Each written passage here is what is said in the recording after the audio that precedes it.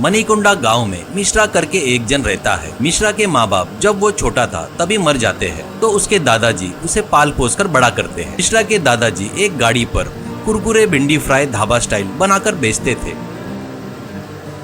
कुरकुरे को भिंडी फ्राई में मिलाकर बनाते थे।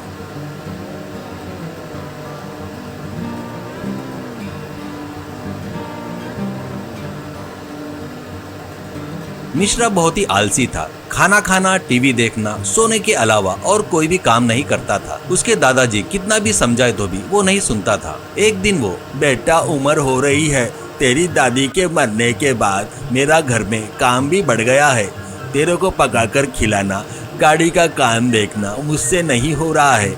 तू थोड़ा आकर गाड़ी के काम में मेरी मदद कर दे बेटा, ऐसा कहता है। तो मिश्रा, क्या दादाजी हमेशा परेशान मत करो, तुमको पता है ना मुझे काम करना पसंद नहीं है। चाहे तो गाड़ी किसी को किराए से दे दो, मैंने के कुछ न कुछ देते वो लोग, ऐसा कहता है। तो वो सुनकर दादाजी सिर पकड़ लेते हैं। एक दिन नींद में मिश्रा को एक सपना आता है। उस सपने में माता रानी के मंदिर के बाजू में एक सिंहासन पर मिश्रा बैठकर रहता है।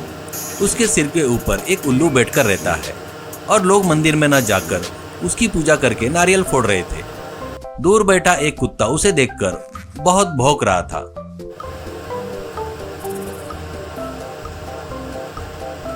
तभी मिश्रा की नींद खुलती है और वो सपने के बारे में सोच रहा था। ये बात वो गाड़ी के पास आकर दादाजी से पूछता है तो वो, अरे सपने तो भगवान के रहस्य है बेटा, वो अपने जैसे मामूली इंसानों को समझ में नहीं आते। अपने गांव में मुखिया आशुतोष है ना, वो बहुत बुद्धिमान है, जाकर उसको पूछ, ऐसा कहता है। मिश्रा जाकर उससे पूछता है तो वो, बेटा मिश्रा, तू अपने आप को बहुत बड़ा सोच रहा है, इसलिए ऐसा सपना आया होगा, ऐसा कहता है। मिश्रा, बाबूजी मेरे बारे में कितना भी बड़ा सोचे तो भी भगवान से बड़ा बनने का मैं कभी नहीं सोचा। जाने दो, पर वो कुत्ता क्यों भौंक रहा है, वो उल्लू मेरे सिर पर क्यों बैठा था, ऐसा पूछता है आशुतोष। क्या है क्या मुझे नहीं पता, एक काम कर, पड़ोस के गांव में एक पंडित रहता है, वो बहुत ही शास्त्रों का ज्ञानी है, उससे पूछकर देख, ऐसा कहता है। पंडित, बेटा मिश्रा, तुम्हारे गांव में कुछ अनहोनी होने वाली है, इसलिए सपने में गांव वाले माता रानी की पूजा ना करते हुए तेरी पूजा किए हैं, ऐसा कहता है। मिश्रा, तो कुत्ता और उल्लू का क्या रोल है, ऐसा कहता है। पंडित, उनको खाना नहीं दिए इसलिए उसको गुस्सा आया और भौंका। माता रानी की नहीं तेरी पूजा करवा लिया करके तेरे साथ कुछ गलत होना करके उल्लू तेरे सिर पर बैठा, ऐसा कहता है। इससे मिश्रा को डर लगता है। वो गांव लौटकर आते वक्त जंगल में एक पेड़ के नीचे एक पागल बैठा था। उसके बारे में मिश्रा को सब पता था। उसका नाम बैरागी था। वो, क्या रे मिश्रा, इस बीच में नहीं दिख रहा है, क्यों, क्या हुआ रे, ऐसा कहता है। मिश्रा, तू ही गांव गांव भटकता है इसलिए नहीं दिखा होगा तेरे को। मुझे एक सपना आया, उसका मतलब जानने के लिए ही घूम रहा हूँ, ऐसा कहता है बैरागी।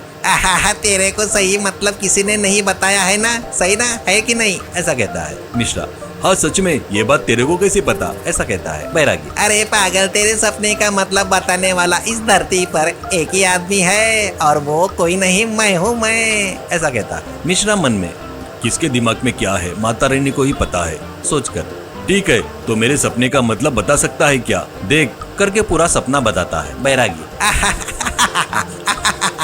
मुझे समझ में आ गया, लोगों में देव भक्ति कम हो रही है, स्वार्थ, आलस, ढोंगी बन रहे हैं सब लोग। उसके ब्रांड एम्बेसडर तुझे मानकर काम धंधा नहीं करता ना, तू खाली पीली घूमता रहता है ना, करके तेरी पूजा कर रहे हैं। अब वो सिंहासन तेरे अंदर के घमंड और लालच का प्रतीक है। मिश्रा, तो कुत्ता क्यों भौंक रहा था और उल्लू मेरे सिर पर क्यों बैठा था, ऐसा कहता है बैरागी। तेरे को पाल पोस कर बड़ा किए तेरे दादाजी, तेरा पेट भरे तक खिलाकर कुत्ते को भी एक निवाला डाल रहे हैं।